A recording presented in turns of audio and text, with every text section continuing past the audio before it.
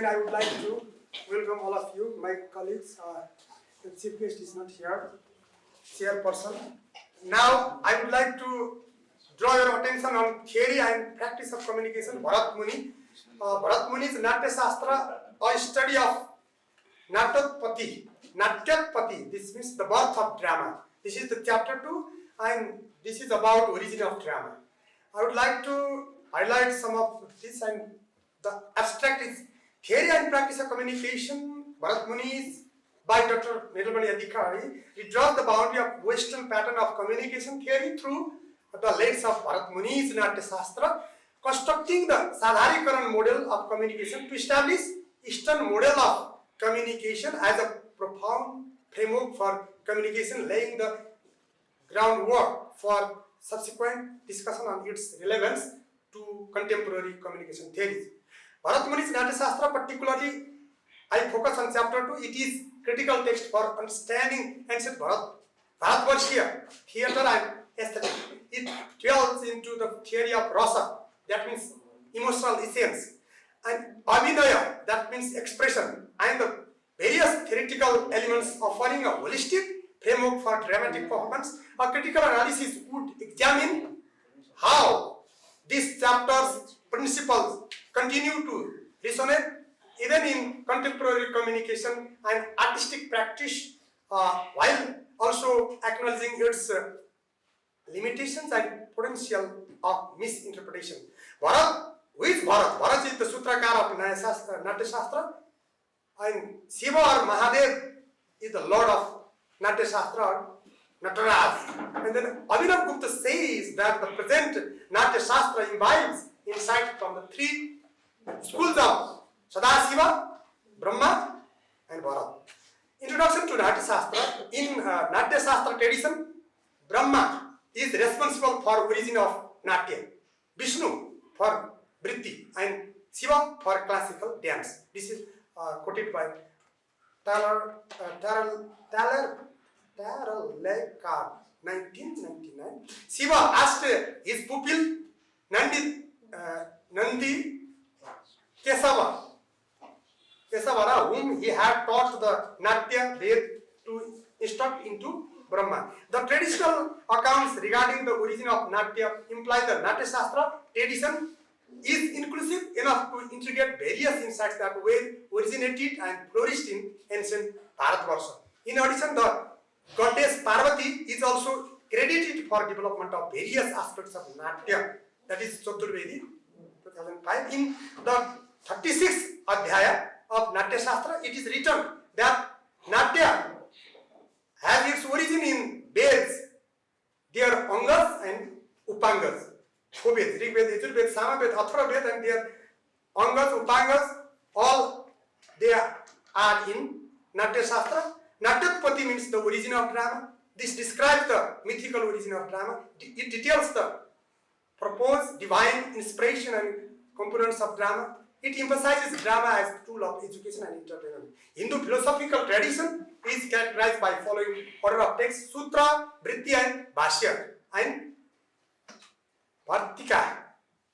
Drawing on the evidence of various classical Sanskrit texts, Sadharanikaran observes that there existed not only different schools of Natya, but also that traditional works of the Natya existed at least in the time of Panini. Panini Rishi, from the Panini Kharpa of Nepal, who first time wrote grammar, that Bhasa, Sanskrit language grammar, and which has been discussed in modern linguistic theory. It is clear that before Natyashastra, the dramatic art was studied scientifically, and Natyashastra has used this study suitable in proper places. It is also claimed that Natyashastra was not composed and written by only one person. It is the group work. It is also claimed. And then the request to Brahma. Devas, many Devas, they requested to a new medium for teaching Dharma. How to teach Dharma? There should be some dramatic evidence, right? Yes, then entertainment. By entertaining, we can learn many things. And Devas referred and feared that the Veds were inaccessible to the women and to the lower caste people. How to teach them? We can teach through drama, dramatic evidence. And Brahma created Natya Veda. That was the 5th Veda. Rig Veda, Yajur Samveda, Atharvaveda, and Natya Veda, 5th Veda. There are 3 observations of Natyashastra. Tradition accept the theory of divine origin of Natya and its Shastra. There was pre-existence of rich tradition of rites, different schools on this subject matter before Bharat.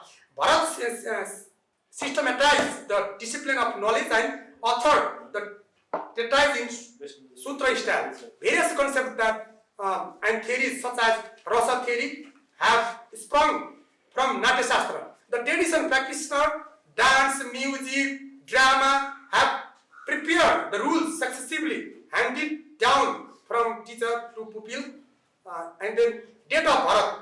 Rig Veda, Bharat, then Brahma compiled elements of 4 Vedas. Rig Veda, that is speech, dialogue. Yajur Veda, gesture, posture, action, abhinaya, and Sama Veda, music, songs, and then Atharva Veda, emotion and sentiment, rasa.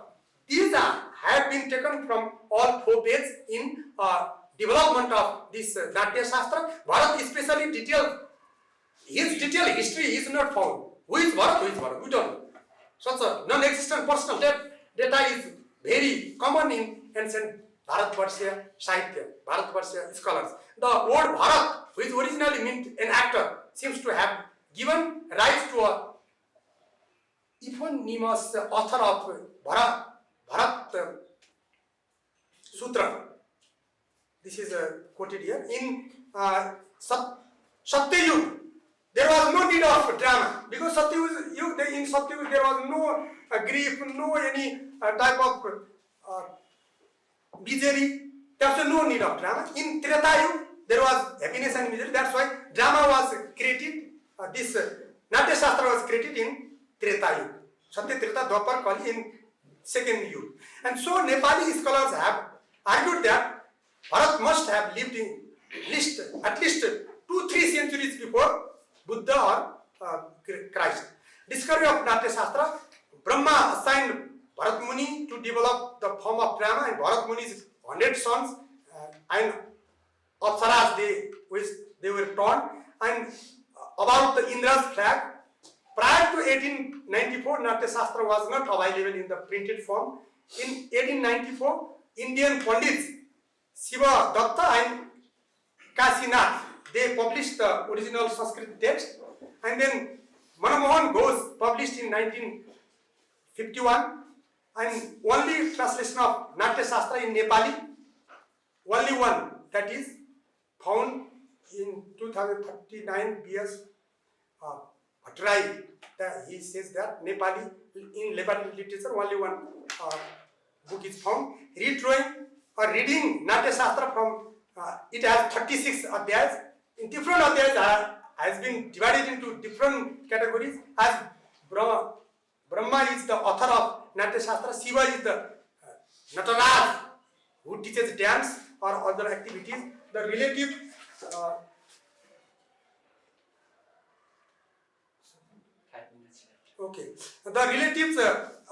the relative Pathya he took from the Rig Veda, songs from Sam Veda, historic representation from Abhinaya from Yajur Veda, and Rasa from Atharva Veda. The second adhyaya is concerned about description of playhouse, shape and size, stage and decoration. Third adhyaya about puja, worshipping of Brahma, Vishnu, Mahesh, and fourth adhyaya about Tandav Nritya of Shiva. And likewise, fifth adhyaya is about Purvanga of that play, and sixth adhyaya is about Atri Rishi, our Purkha. I belong to Atri Rishi, Atraya, Paudal. This means Atri Rishi, he asked 5 questions, What did he ask? He asked, what are the types of rasa? How do rasa get their qualities? Why is bhav so called? How do bhavs make us feel? What are the meaning of terms samgraha, karika and nirukta? In this type of 5 questions have been put by Atri Rishi. And then 7th adhyaya defines about bhava, vibhava, anubhava, satya bhava, and bebichari bhava, and then sattvic bhava. These are 8 adhyaya starts about abhinaya, its meaning types, And Adhyay 9 about gesture posture of hands. Adhyay 10 about gesture posture of parts of body of human being. 11 to 18 we find mandala movements. And then loka dharmi, realistic, natya dharmi, conventional.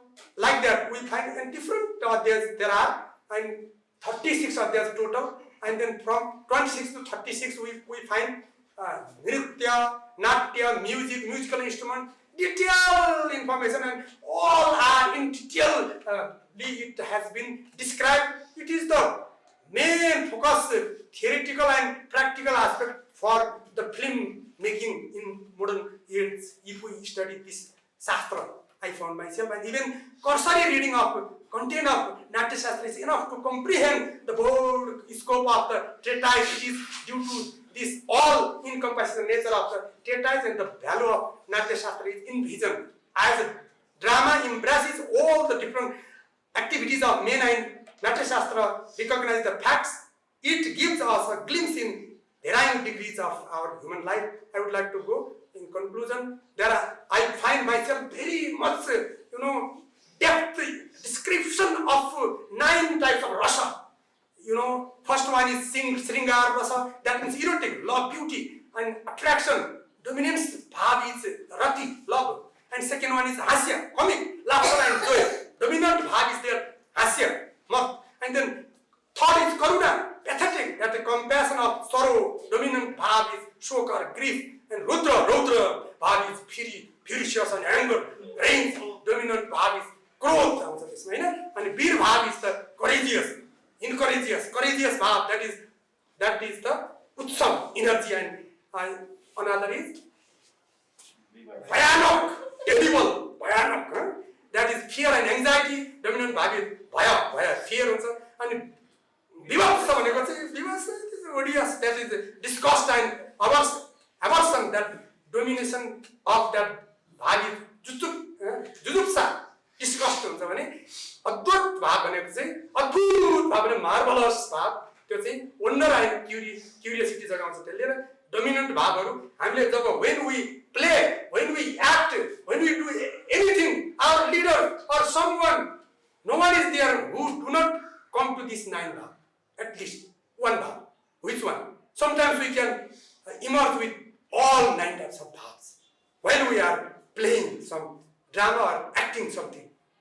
In reality, this whole is the theater. We are actor and actress. Director is God. That is all we find in 9 bhavas. Thank you. Have a nice day. If you are. Okay, thank you, TV sir, Arun Paul sir, for your energetic presentation with different rasa. Comment ko lagi, Vishnu Gimani sir.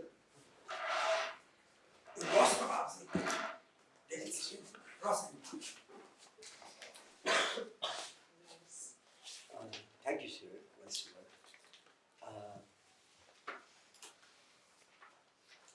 Arun Paul sir presented the chapter 1 very beautifully.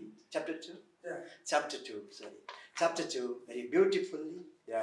I have read that too.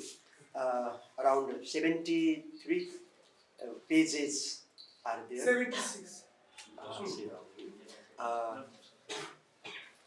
He presented in depth. He didn't leave anything. I thought so. He presented each and every part. He incorporated each and every part there very beautifully, very interestingly.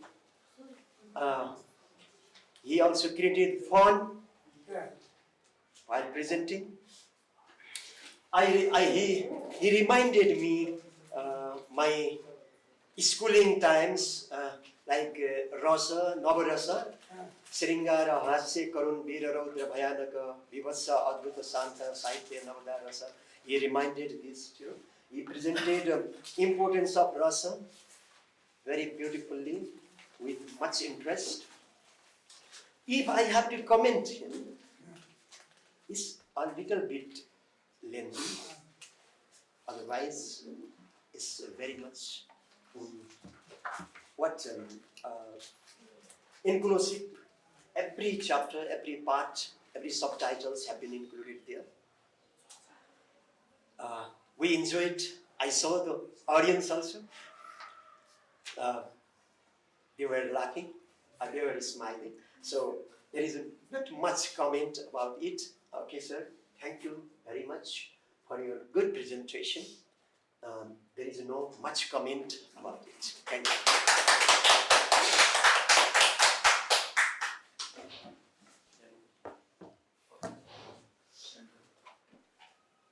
Okay, thank you, Vishnu Gemali sir. Now I'd like to request the president of this seminar, Madan Rai sir, to have a beautiful presentation on the book. His topic is Decolonizing Communication Theory, Natyashastra as an Indigenous Framework for Post-Western Scholarship.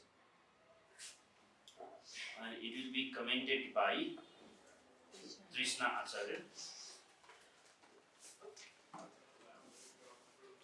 Mr. Chairman, chief guest of the seminar, commentators, participant cohort members, and all the participants.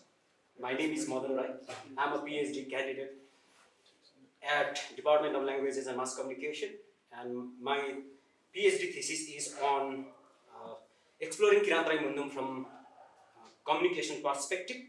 And this topic I have chosen, chapter 3, relevance and significance of Natyashastra from communication perspective.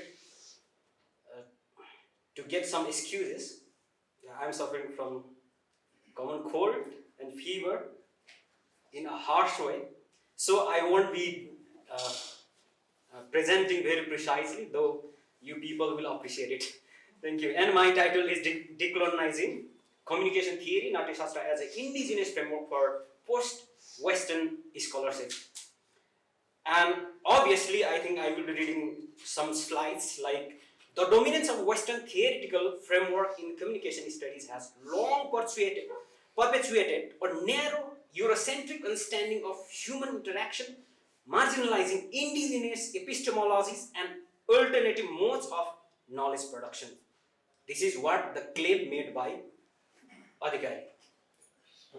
And against the backdrop, Adhikari's 14th work says, theory and practice of communication, Bharat Muni presents a compelling case of decolonizing the discipline by turning to the Natyashastra and ancient Sanskrit treatise on performative art as a fundamental text for reimagining communication theory.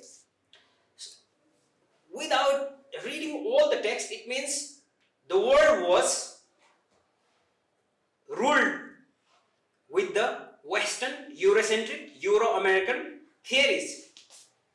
And to undo and to provincialize the theorization of the world, Mr. Adhikari has propounded the new idea based on Natyashastra. And by advocating further Natyashastra as a tool for comparative and multicultural research, Adhikari challenges communication scholars to move beyond the parochialism of Western paradigms and engage with diverse philosophical traditions, not only roaming around a particular Eurocentric or American-based theory. Please go beyond, find out something else. He has encouraged. And his statement of the problem is the same. The world was running after a particular dominant phenomenon of communication theory. Then after he tried to alter it or provincialize the things. At the same time, doing this seminar paper is not just to find out it.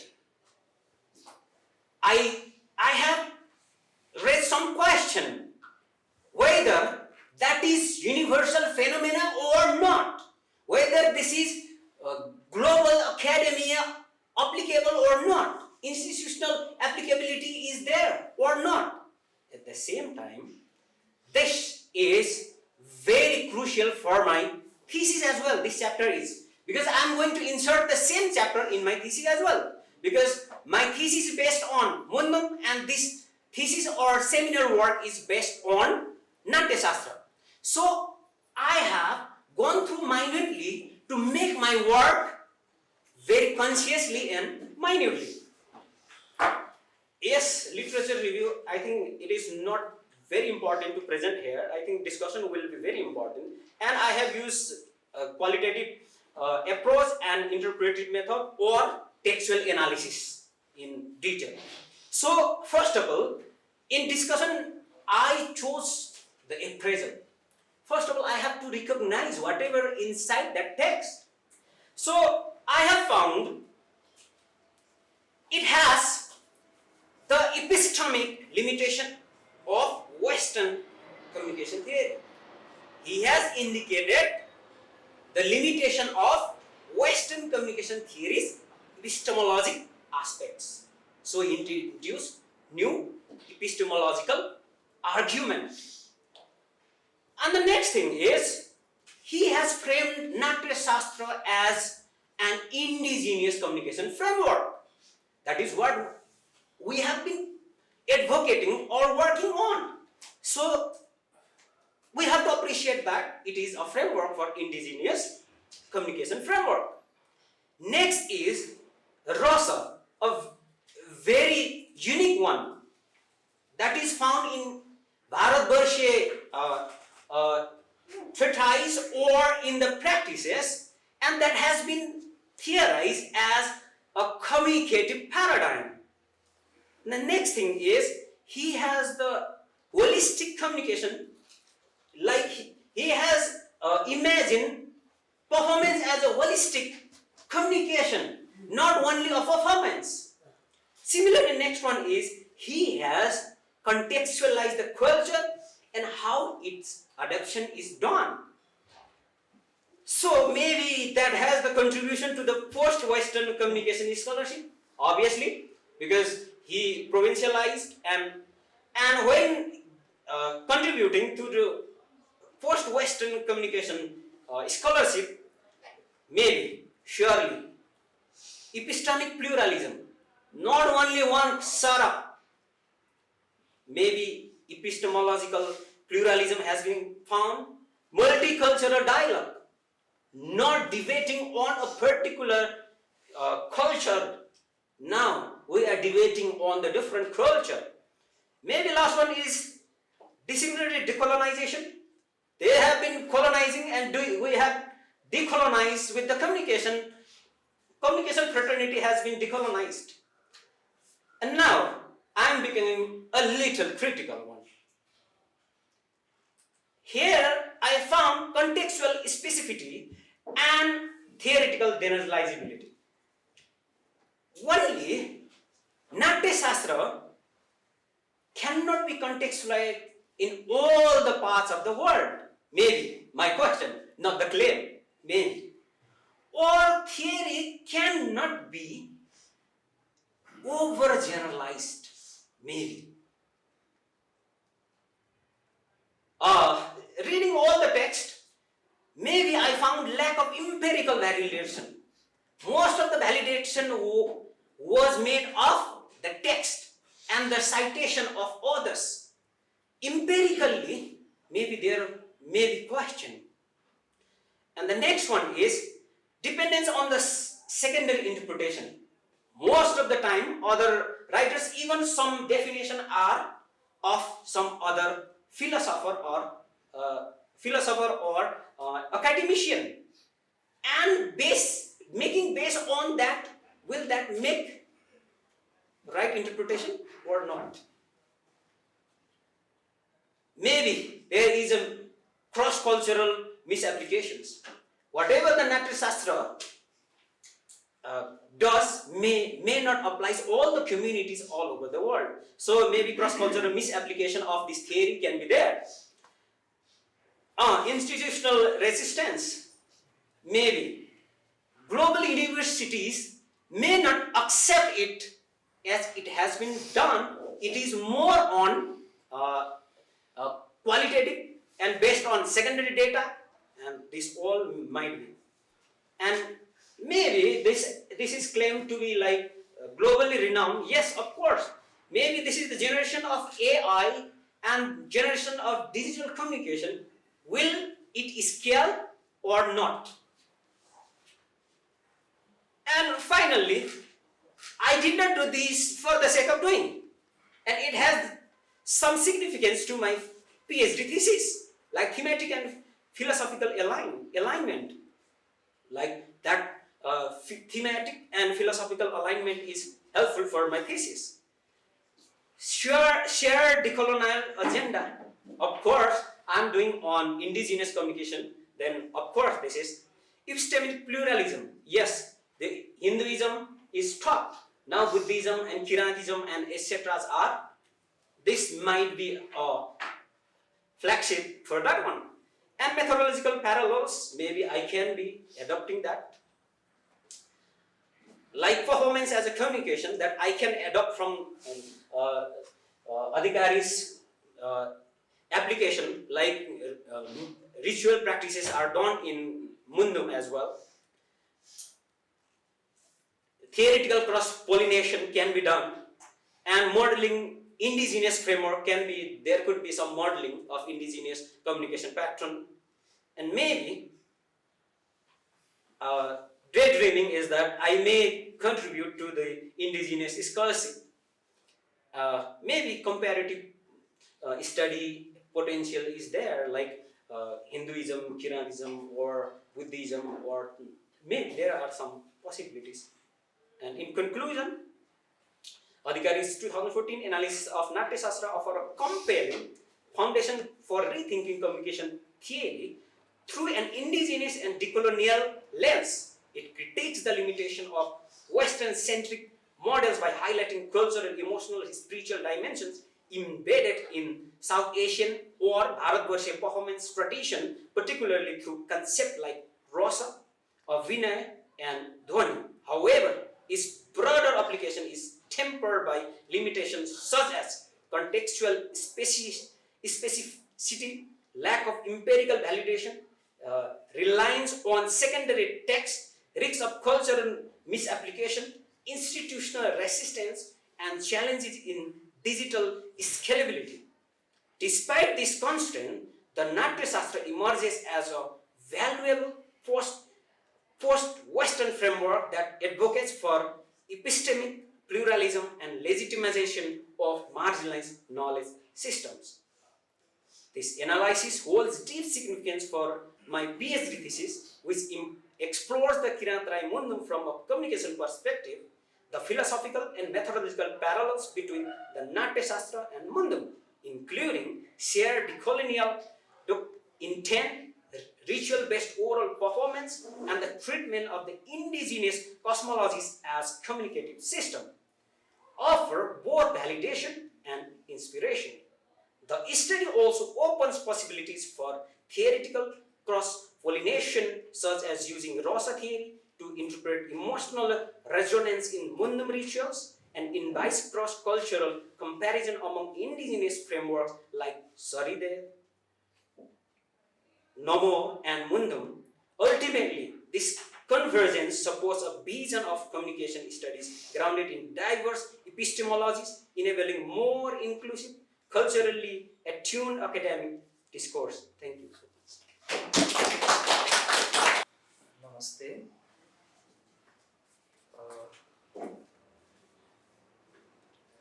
My topics is the fundamental of communication practices in the Natyashastra and overview. The background. The book Theory and Practice of Communication Bharat Muni was written by Adhikari and published in the 2014 by Mohanlal Chaturvedi, National University of Journalism and Communication, Bhopal. This is a study of theory and practice of communication as a envisioned in Natyashastra by Bharata. It is to delve into the theoretical insight of such texts which remain still the most influential one is various fields including dramaturgy, poetics and aesthetics. Adhikari describe in fact Bharata treats not only present systematic and generalized description and explanations of communication aids, but also predictions and control of the communication phenomenon. In this book, Kutiala mentioned the present research project approaches the Natyashastra of Bharata Muni from the disciplinary perspective of communication in order to delineate the theory and practice of communication envisioned in the uh, treatise. In this book, the findings have been presented in 8 thematic chapters. The first chapter introduces an analysis of the trend and issues in theorizing communication, then an appraisal of overview of all the 36 adhyayas. A chapter of the text is also presented herein. In this course, extensive account of the abhinayas, bhavas and rasas is presented. This book is divided into 8 chapters by Adhikari. The first chapter contains an introductory section with the theorization of communication for communication is explained. Similarly, the second chapter discusses Natyashastra and appraisal, and the third chapter discusses relevance and significance of Natyashastra communication perspective. The fourth chapter covers topics such as fundamental of communication practices in Natyashastra, and the fifth chapter covers fundamental of communication theory in the Natyashastra. The fourth and fifth chapter are concerned with the fundamental of communication practices and theory respectively.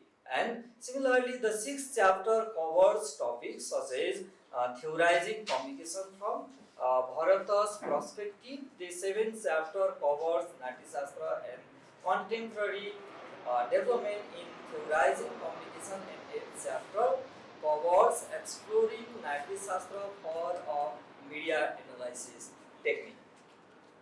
This study, I choose the fourth chapter. I have tried to analyze it critically. The purpose of this study is critically analyze the fourth chapter of the theory and practice of communication Bharata Muni, focusing on the verbal and non-verbal communication form described in Bharata's Natyashastra. Fourth chapter cover topics related to the fundamental of communication practices in Natyashastra under the 88 sub-headings. Adhikari explain various dimensions of communication practices in Natyashastra in this chapter. Adhikari creatively explain and analyze topics such as histrionic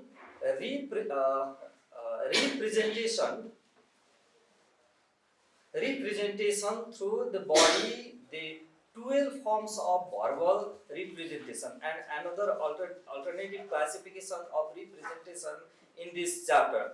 Among the various topics covered in chapter 4, my study focuses on the 12 form of verbal representation. Histrionic representation through the body. Adhikari described in the 24 adhyaya of the Natyashastra, Bharata mentioned the sixfold histrionic representation through the body. This form include Sarira, Mukhaja and Cheshtakarita. The Sarira is the body, and Abhinaya consists of gesture of the limbs as well as posture. The Mukhaja, facial, Abhinaya consists of representation through facial expression and the chesta karita, abhinaya done by the chesta movement is brought about by the movement of the entire body. In the summary, non-verbal communication, sarira, mukhaja, and chestakarita uses physical gesture, facial expression, and body movements, while verbal communication relies on the word and spoken language to convey messages. The 12 forms of verbal representation, according to Adhikari, in the 24th Adhyaya of the Natyashastra, Bharata describes 12 forms of verbal representation. Bajika Abhinaya. In the 24th Adhyaya of the Natyashastra, Bharata describes and outlines 12 forms of verbal representation. Bajika and Abhinaya is explained by Adhikari. Adhikari describes the 12 forms of verbal representation, Bajika and Abhinaya in the Natyashastra, including addressing other irrelevant words, lamentation, representation, dialogue, word alternation, message delivery, agreement, command, deception, instruction, and indirect communication. This form includes various way of using speech, like alpha, pralapo, bilapo, anulapo, samalapo, apolapo, sandesa, and atidesa, nirdesa, vyapadesa, upadesa, apadesa, apadesa. Okay, verbal communication relied on word and spoken language to convey message, while non-verbal communication like gesture and the facial expression use physical action to express emotion or idea. Another classification of representation are the treating prataksha, treating paroksha, related to present, past, future, and atmostha, parastha. As Bharat writes, the seventh form of Bajika Abhinaya will have many more varieties when they are modified according to time and person. Verbal communication such as Bajika Abhinaya includes both visible and invisible acts addressing events related to time, past, present, future, self, and other, allowing for the purposes and context specific message. In the contrast, non-verbal communication, body language, and facial expression is more immediate and universal, relying on physical gestures to convey meaning. Okay, in the conclusion, the fourth chapter contains explained of gesture, including other of the head, eyeballs, eyelid, eyebrows, lips, mouth, face, hands, and various modes of speaking. The book Theory and Practices of Communication, Bharatamuni by Adhikari, explores communication theory and practices as envisioned in Bharata's Natyashastra. Histrionic representation through the body includes gesture, facial expression, and body movements as a form of non-verbal communication. The 12 forms of verbal representation in the Natyashastra include various methods of speech, such as addressing, other dialogue, and indirect communication.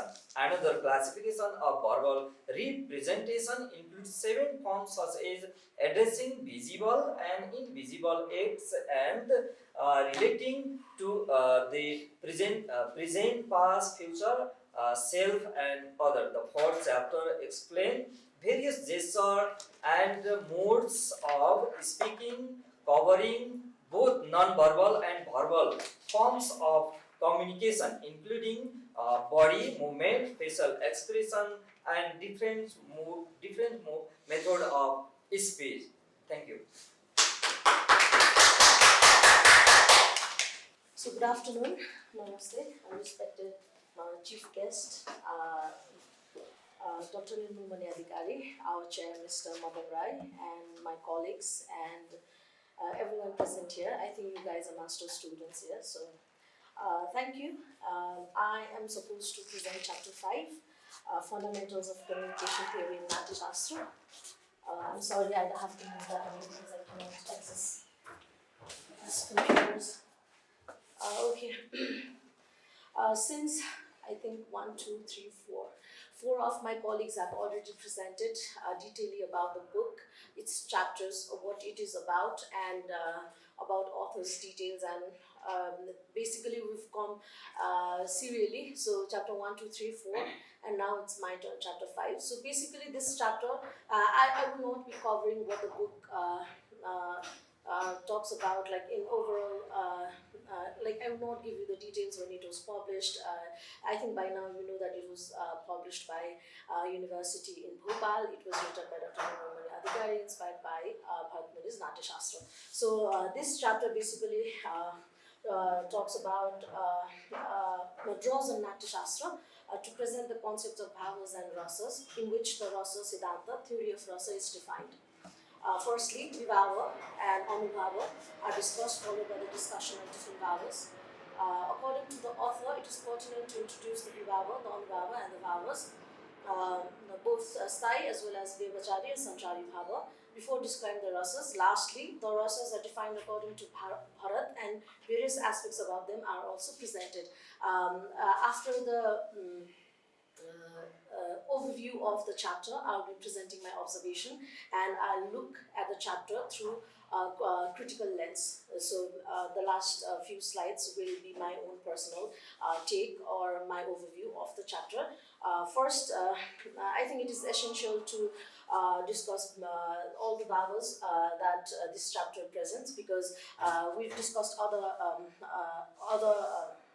topics or subject before my presentation. So this chapter detailedly explains what is vibhava, anubhava, or sanchari, vyabhachari, sattvic bhava, so everything.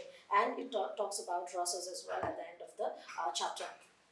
So vibhava is the key concept in Natyashastra, the cause that helps express emotions, or bhava, to evoke rasa. So it is synonymous with karana, karan, nimitta, and hetu. So these are cause, occasion, and reason. So vibhava determines emotion through words. That's what I'm doing right now. Vachika abhinaya, gestures. You get up, gestures, and representation, or sattvic abhinaya. Bharat says that vibhavas are based on human nature and commonly understood in society. Crying, laughing, you, anger, right? So when combined with anubhavas, anubhav, or visible reaction, they reflect real human expression. Okay, so how do you, you like a certain play, you're crying, you're emoting with the character. Vibhava, trigger or cause, that helps express emotion in drama or communication through speech, body, emotion, and helps the audience understand the intended mood. How is the audience right now? Because when we were little kids, when the teacher entered the room, we could understand if the teacher was happy or angry, or what kind of emotion the teacher was emoting. So this particular vibhava helps us to understand that. So anubhav, like in Nepali, so anubhava means consequent or visible emotional reaction, comes from the word anubhaya, anubhav meaning to make others feel. So it is how emotions are shown to the audience. Like Arun Paudel sir said, Karuna. So Karuna is supposed to be, the actor should be looking at the tip of his or her nose, and the eyelid should be in between, like sad. Rodra, the eyes should be wide open, the eyelid should be wide open, it should be red in wrath, like your anger, Rodru. So Rodra, like Sir explained all the rasas very, I think, he emoted all the rasas on the first, yours was second presentation. So Anubhava determines emotions through words, Vachika Avinaya, gestures and movements, which are called Angika Avinaya, major and minor limbs, face, hand, your mouth. So how do you express? Are you expressing the waterfall like this, or you expressing river like this? I don't know, maybe fish like this. I don't know if they do. I'm not a Bharatanatyam dancer, but then they use major and minor limbs. So their anubhavs are commonly understood. They reflect real human behavior. They work together with vibhavas or causes to express emotion. So something happens and then you emote, right? So you receive a phone call, the cause, the vibhava, you receive a phone call, oh, there's been an accident. And then you feel something and you show that. Anubhava is the outward expression of emotion that helps the audience experience what the character feels. I think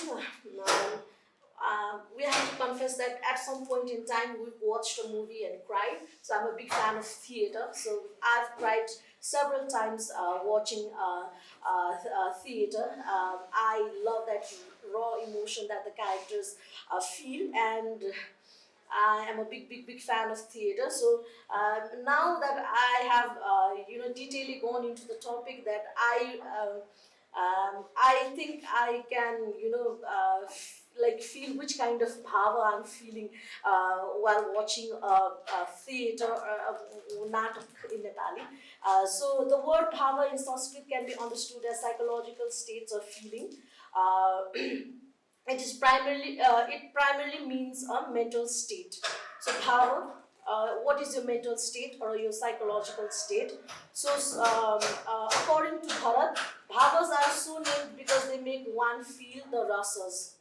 Bhavas become because through words, gesture and representation of the sattva, they bhavayanti infuse the meaning of play into spectators. Like what the actor is feeling, like there's been a death in the storyline, and then I cry, I emote, and then I transfer that to the audience. And if, according to the Sadharanikaran model of communication, if we successfully communicate, the actors communicate to the audience or the spectator what the actor is feeling, then they can become Sauridays, become one, and reach a complete,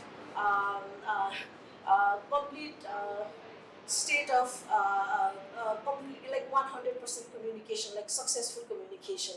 So bhava is an instrument or causation for words such as bhavita, vasita or kriya are synonymous, and expression and all the things are bhavita by one another's smell or motion by another's juice. So it was basically mentioned in Natyashastra. Okay, I forgot to mention. So there are 36 adhyayas in Natyashastra that my colleagues have been telling you from like first presentation itself. So this bhavas and rasas are explained in the 7th chapter, the 7th adhyaya of Natyashastra.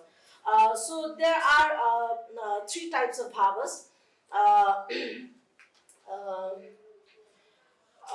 Sthai bhava, vyavachari or sanchari bhava, or sattvic bhava. The last one is the unconscious one. You don't know that you are emoting that, but then you feel the agony of the actor or actress. You know, the actress loses a child and she's crying on the screen, and then from deep inside you go to your psychological some area of that, and you relate with that and you emote with the character. So as in this, the inner idea of okay, the 3 bhavas, sthai, vyavachari, sanchari, or sattvic bhava. Sthai bhava or durable psychological states are core emotional states. So first one, Shringar, Hasya, Karuna, Rodra, Veera, Vayanaka, Vivatsa and Adbhut Rasa. Rodra,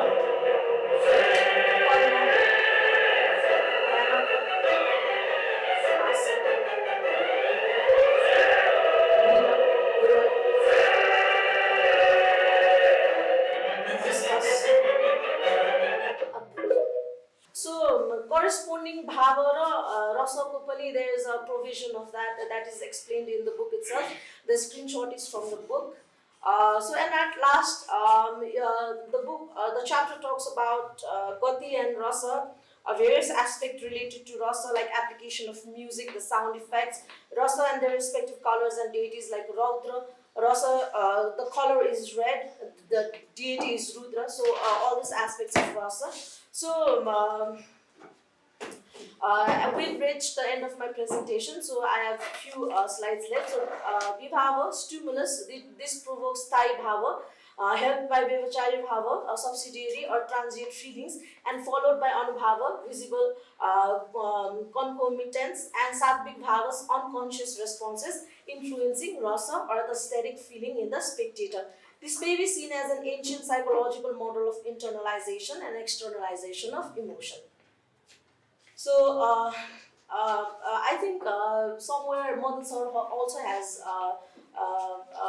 said this. So looking at this particular chapter, there is a critical lens. I am using my critical lens. So this is culture specific because you have to have the knowledge of certain knowledge or background knowledge of Hinduism or Natyashastra or all the Sanskrit words that which I could not properly pronounce in the presentation. So it's a language specific problem of accessibility. For example, the person who does not understand all this, for example, there's a person who does not understand Nepali and he or she has to learn all the Sanskrit words. I think there is a problem of accessibility. And in a cross-cultural setting, so let's say, cross-cultural setting,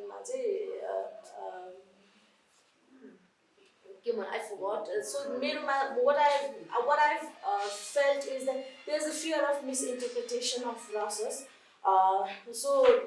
Same techniques and same emotions of where your eyelid is placed, how your hand gesture is, might not be interpreted as intended. For example, it is deeply context bound, most applicable to performance, ritual and artistic setting. So I have a question for you guys. Can email communication be analyzed using the rasa theory from Natyashastra to understand emotional tone and intent? Because we all talk about dramaturgy or the expression of the face, where your eyelid is, how big your eyes is open, how is your hand gesture, how is your chest movement, how is your face. So you all visual aesthetic, right? So can you use this theory to understand emotional tone and intent? I think so. Into the future, I've been really. I think it was a meeting for another course, and Madan Rai sir mentioned something about AI and Sadharanikaran model, and that stuck with me. So, what if there's a future where AI uses Natyashastra, all the rasas, all the bhavas, all the abhibhavas, and develops a bot that can read your expression, like what you're feeling right now. So, Natyashastra and healing, the emotional support animal. So, do you know something about, oh, this is my emotional support pet, and the people carrying crocodiles in an airplane. So, what if there's an emotional support bot in future? Think about it, you decide. So, Natyashastra and live cinema rating. So, modern day box office collection, you go and watch, you place a bot at the top of the screen and you feel how the audience is feeling sad, anger, disgust, they're crying, karuna, so whatever they are feeling. So, you get your instant feedback right there. So, rasa-dominant film sequences, I think it has been already done from the perspective of rasa, such as Adbhut in science fiction, Karuna in tragedy, or Veerata in films. So, Satvik Bhava, refer to involuntary emotional responses, yet AI can be trained to identify or mimic microexpression, voice reflections, or gestures sublatex for empathy-aware communication. So you use Natyashastra in healing, in therapy, in counseling. So the bot can, based on your tone, based on your facial expression, how much is your eyelid open or closed, so based on all that, you have a bot that can read your emotions as efficiently as, I think, better than any human can do that. This is like a food for a thought, and what I observed from the chapter. So you are open to suggestions and comments. So this is the end of my presentation. I went a little overboard, 2 minutes at least. So thank you for your patience. That's my time. Thank you. Namaste and warm reverence. Okay. Okay. Thank you, Pradeep sir. Respected chair, I'm going to present chapter 7, but I have actually done a critical discourse analysis of chapter 7, which is Natyashastra and contemporary development and theorizing communication.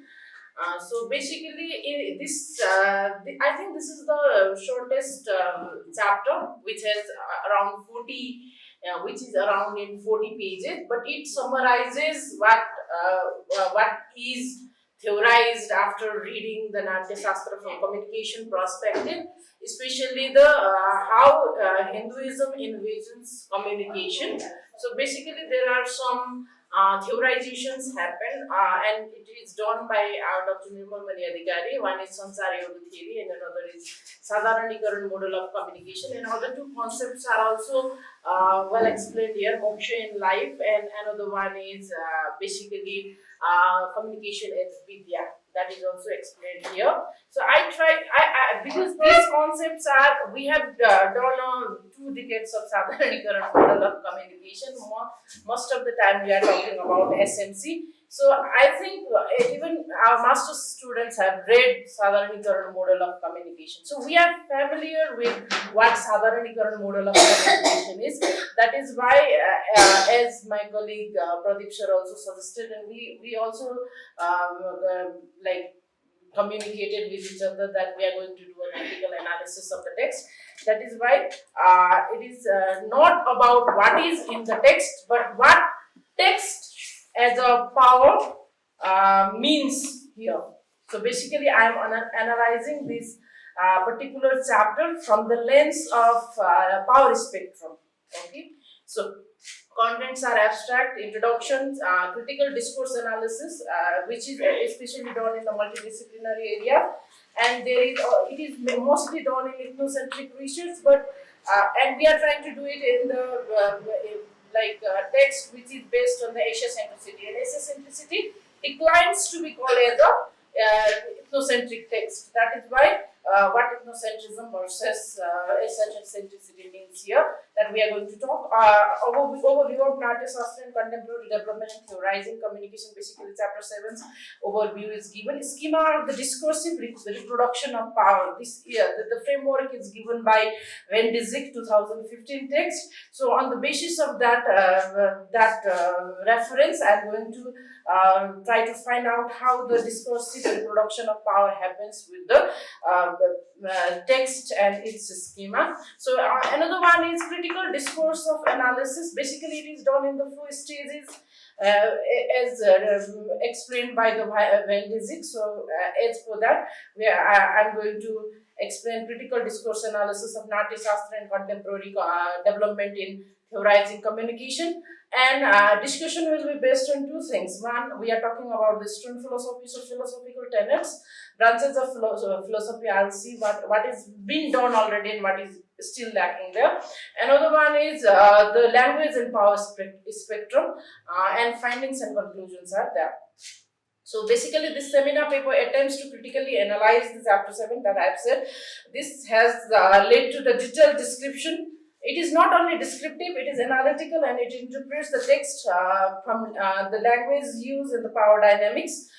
This process consists of chapter overview, evaluation from the perspective of sorry for the language, schema of discursive reproduction of power and critical analysis of the text, and the power and language dynamics yields the two conclusion. By saying that, I have drawn the two findings, two main conclusions, two main findings actually, sorry. So in introduction, I have kept background of the author and publication, which we have detailedly said in the presentation also. So and then also I have because this 7th chapter itself, because it is a seminar paper, and I have intend to develop it as a journal, so that it could be publishable. That would be useful for my PhD, and it would going to be a joint article with my research supervisor, and Dr. Nirmal Adhikari is my research supervisor. That is why. So without understanding the contents of entire book, we will not be able to understand chapter 7, why it is placed in the chapter 7. That is why the details of the content is given in the background. So CD, multidisciplinary and ethnocentrism versus Asia-centricity ko कुरा गर्दाखेरि the critical discourse analysis को चाहिँ framework, if we see the critical discourse analysis को framework, we are trying to see it from like one is social structure. In what social structure this text and the issues raised in this text are discussed. Okay, what are the power groups here? In which institution it is discourse about? Who are the symbolic elites? And the communicative events, like communication situation, in which communication situation is this sort of issues that has been raised in this text talked around the common people, commoners, or in the among the power elites? And because this text, as I have found, this text belongs to the communication and media people who are already put into the pedestal. They are given, they are known as the voice of the voiceless, and it is among the people, okay, in the university setting where these voices of the voiceless are taught, and they consider us as experts. Bachelor's to PhD level and assistant to professor level people, postdoc studying students are having this text. Means it is among the power dynamite. I say it is put into the pedestal. In this setting, I'm not talking about how West sees us, but in this setting, when we talk about Asia, yeah, it is among the people who are in the power. So are we fulfilling our duties as having this text in the power dynamics? So basically that is one. Another one is discourse structure. What is the discourse structure? Because majority of the discourse structure is done in the research articles or research seminar, conferences, in university bachelor's to postdoc levels. Yeah, and the language is basically Sanskrit and English, which is the very elitist and very much what Madan Rai sir says. English is colonial language. Yeah, Sanskrit fade out because it was not accessible to the commoners. Yeah, so power dynamics. Who are the participants who are talking about this text? We are talking about Sadharanikaran. Yeah, if we say simplifying it. But if we see the terminologies used in it, a person with very good Nepali or very good Sanskrit can maybe understand it, or very good English language can understand it, but it is available for the commoners. What is the implicability of it? Yeah, and especially we are talking about, because this text basically is, when we talk, it has been derived from the Hindu orthodoxy or Hindu philosophy. Many of the people even don't turn the book. You know, they will have a prejudiced mindset. Many of the people do not turn them because they belong to another religious belief system or something like that. How can we,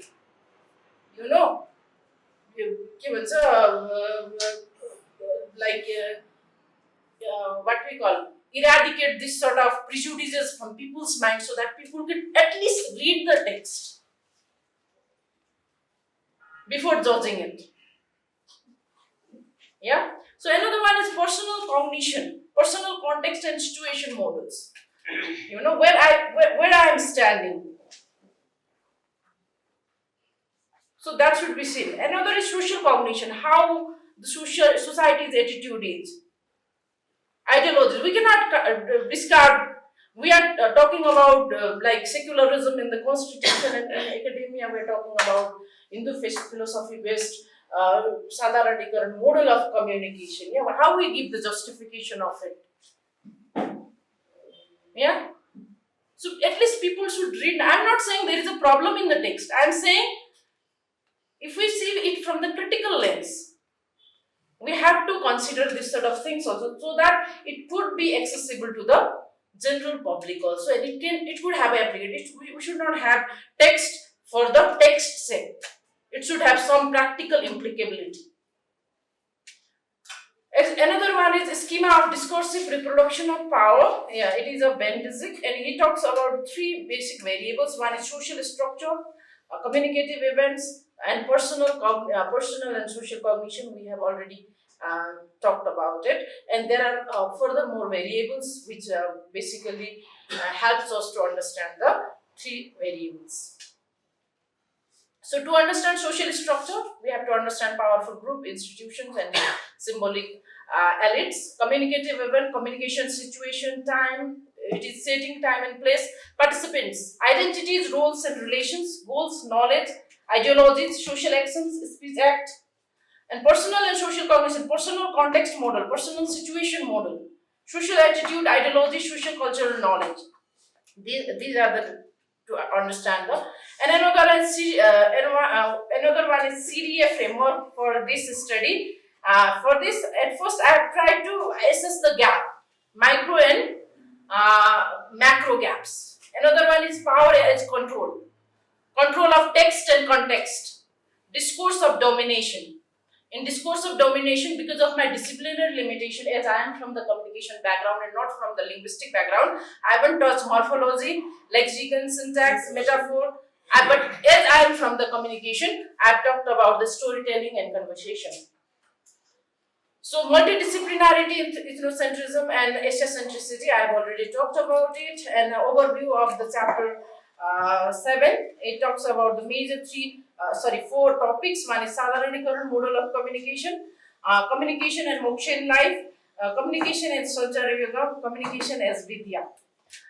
So in the Sadharanikaran model of communication, there are total 36 paragraphs. In majority, 32 paragraphs are there to explain about the elements of Sadharanikaran model of communication, and in that also 13 paragraph is about Abhivyanjana. So it is about non-verbal and verbal cues. Okay, so basically, and each element is described in great detail, making the English reader to understand and comprehend the model. And another one is moksha, communication and moksha in life. So basically, it talks about the various concepts here, like within about the concept of moksha. Also, it talks about very detailedly. I haven't kept it in the. Okay. I haven't kept it in the slide, but I was quite amazed with this concept of, yeah. There are 4 basic concepts. Yeah. It talks about, and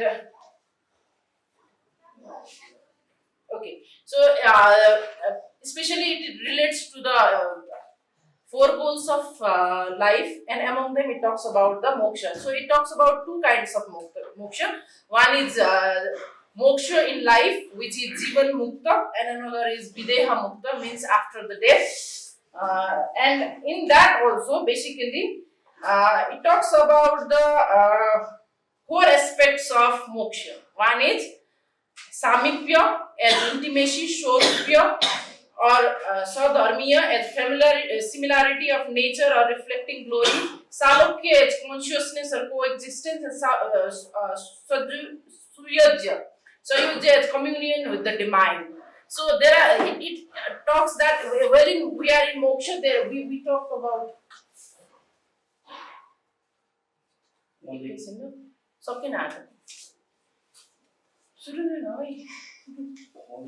I'm enjoying it. Basically, anyways. So basically, it talks about the moksha in life and communication. Okay, sorry. यसमा अर्को भनेको चाहिँ नेक्स्टमा चाहिँ communication end संसार योग भनेर कुरा गर्नुभएको छ सरले जस्तो as it talks about the like four what we call goals of life, and it also touches the three dimensions as adi bhautik, adi daivik and adhyatmic. So basically he talks that it qualifies to be a sansar yoga. Another one is it qualifies to be a vidya because it talks about moksha and life and things like that. So and in next so social structure, basically it talks about the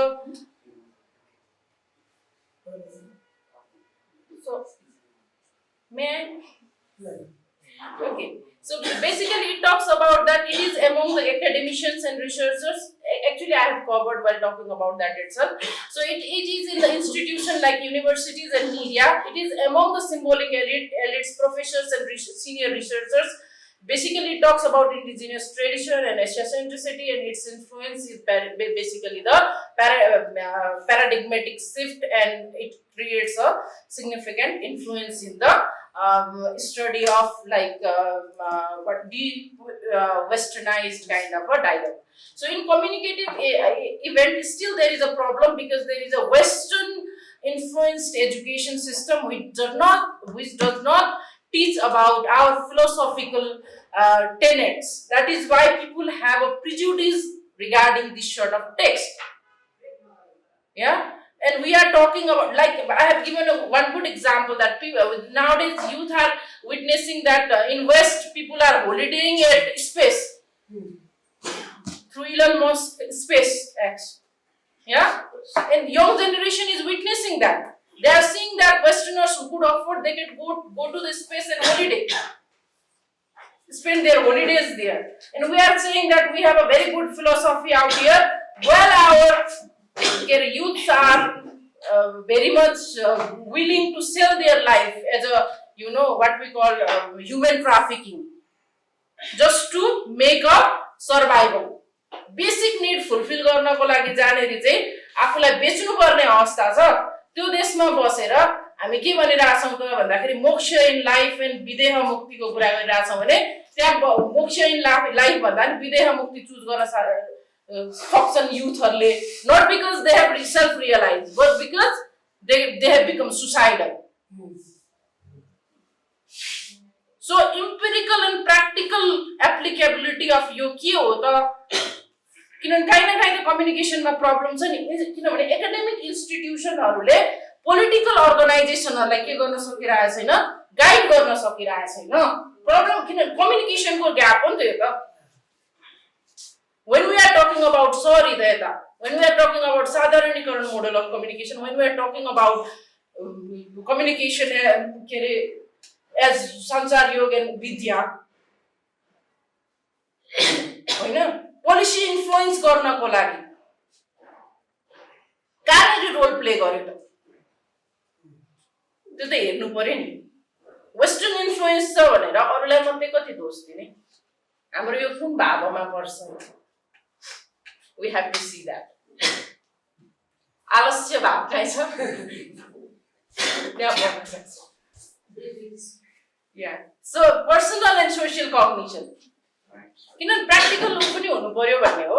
त्यसपछि अर्को भनेको जस्तो micro end म्याक्रोमा जाँदाखेरि हामीले लगभग यो कुराहरु चाहिँ cover गरिसकेका छौं। अघि नै मैले कुरा गर्दैखेरि पावर एज कन्ट्रोलको रूपमा हेर्यो भने पनि स्टिल के छ त भन्दाखेरि चाहिँ नलेज इन्डस्ट्री हैन, नलेज इन्डस्ट्रीको हिसाबले हामी अझै पावरफुल हुन सकिसकेको छैन, जसको कारणले गर्दाखेरि पनि प्रिजुडिसेसहरु अझै बढी प्रिडोमिनेन्ट भएर हामीलाई लागु हुन्छ। त्यो कुरामा हामी ग्लोरिफिकेसनमा मात्रै जाने हैन।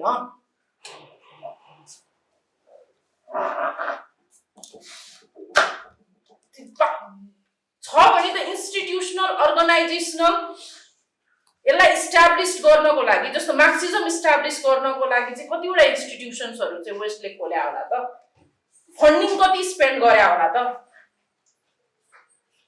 प्र्याक्टिकल त्यो दृष्टिकोणले पनि त हेर्नुपर्छ होला नि त हामी होइन र इन्स्टिट्युसन त्यता पनि हेर्नु पर्यो नि हामीसँग छ भन्ने गमक्क भएर बस्ने त भएन नि त Sanskrit University is conducting Marxism.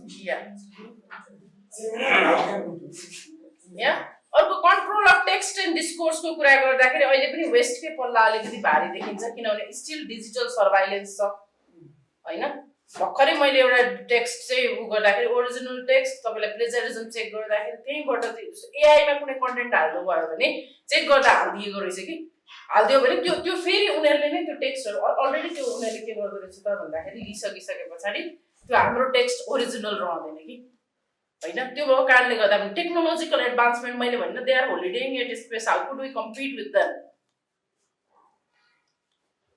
हामीसँग कम्पिट गर्ने त फिलोसफी होला नि तर त्यो फिलोसफीलाई पनि ग्लोरिफाई गर्न बस्ने कि त्यसलाई इन्स्टिट्युसनली इस्टाब्लिश गर्नको लागि बौद्धिक छलफल गर्ने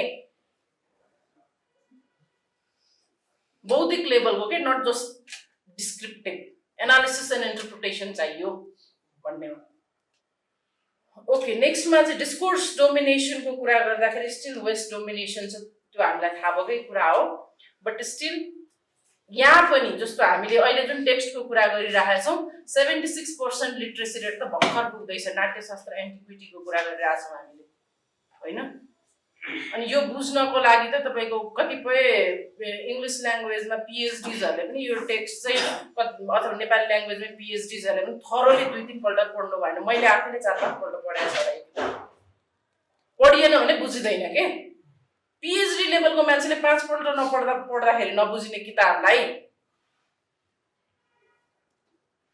राम्रोसँग पर्सिभ गर्नु पर्यो नि 3-4 टाइम 5 टाइम्स तपाईले पढ्नु पर्छ कम्प्रिहेन्ड गर्नु पर्यो भने कसरी एक्सेसिबल बनाउने भने ल्याङ्ग्वेजको हिसाबले पनि त्यो किसिमको डिस्कोर्स पनि गर्ने कि भन्ने हो फिलोसफिकल टेन्डेन्सीमा ब्रान्चेस अफ फिलोसफिजको कुरा गर्दाखेरि चाहिँ यसमा अन्टोलोजी एपिस्टेमोलोजी एक्जियोलोजी र यो जुन हाम्रो के अरे लोजिकको कुरा छ त्यो चीजहरु सबै के अरे इस्टर्न हिन्दू फिलोसफीबाट लिएको भने तापनि कतिपय कुरामा चाहिँ षड दर्शन अथवा हाम्रो जुन अरु बाँकी तीनटा मटेरियलिस्टिक दर्शन छ अथवा वैदिक ट्रेडिसनको भने पनि सबै कुराहरुलाई जस्तो योगाकै कुरा गर्दाखेरि योगाको कुरा गरिए तापनि योगा फिलोसफीमा आधारित भएर चाहिँ गरिएको छैन भनिएको छ त्यो भएको कारणले गर्दाखेरि यसलाई थरोली हामी इस्टर्न फिलोसफीकोबाट फेरि एकपल्ट हेर्न सक्ने अपर्चुनिटिजहरु यहाँ देखिन्छ ल्याङ्ग्वेज एन्ड पावर स्पेक्ट्रमबाट हेर्दाखेरि चाहिँ use of language and capacity to influence पनि हेर्नुपर्छ है